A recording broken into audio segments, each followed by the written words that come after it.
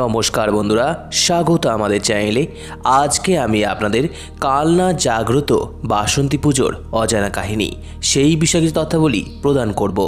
সম্পূর্ণ তথ্যটি সংগ্রহ করা আপনাদের কাছে অনুরোধ, ভিডিওটি আপনারা সম্পূর্ণ দেখুন।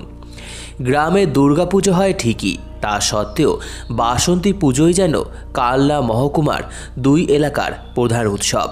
বসন্ত পড়তেই কালনার নন্দগ্রাম ও মন্তেশ্বরের কাইগ্রামে বাসন্তী পুজোকে কেন্দ্র করে এলাকাবাসীর আবেগ এবং উন্মাদনা তুঙ্গে। কালনার নন্দগ্রাম ও মন্তেশ্বরের কাইগ্রামের বাসন্তী পুজো 4 দিন ধরে চললেও পুজোকে কেন্দ্র করে 5 থেকে 6 দিন ধরে বিভিন্ন ধরনের সাংস্কৃতিক অনুষ্ঠান হয়।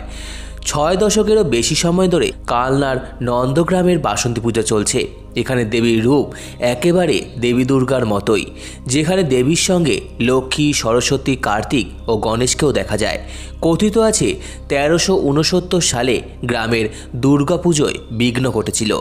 সেই থেকেই ওই গ্রামে বাসন্তী দেবীর আরাধনা করার সিদ্ধান্ত নেওয়া হয়।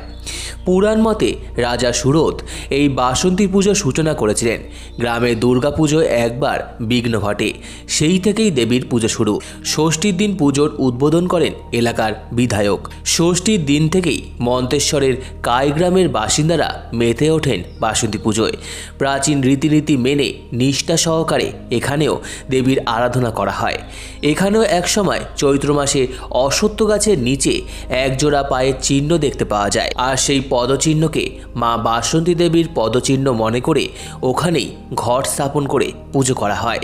সেই থেকেই এই পুজো এখনও চলে আসছে। দেবীর অন্নকূট হয় না, লুচি, ক্ষীর, নানাবিধ ফলমূল দেবীর ভোগে নিবেদন করা হয়। সন্ধি পুজোয় ছাঁচি কুমড়ো ও কলা বলি দেওয়া হয়।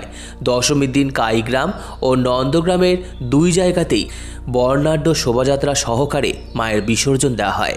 তো আমার এই ভিডিওটি ভালো লেগে থাকলে অবশ্যই লাইক করুন, আমাদের চ্যানেলকে সাবস্ক্রাইব করুন, শেয়ার করুন, কমেন্ট করুন এবং ধন্যবাদ।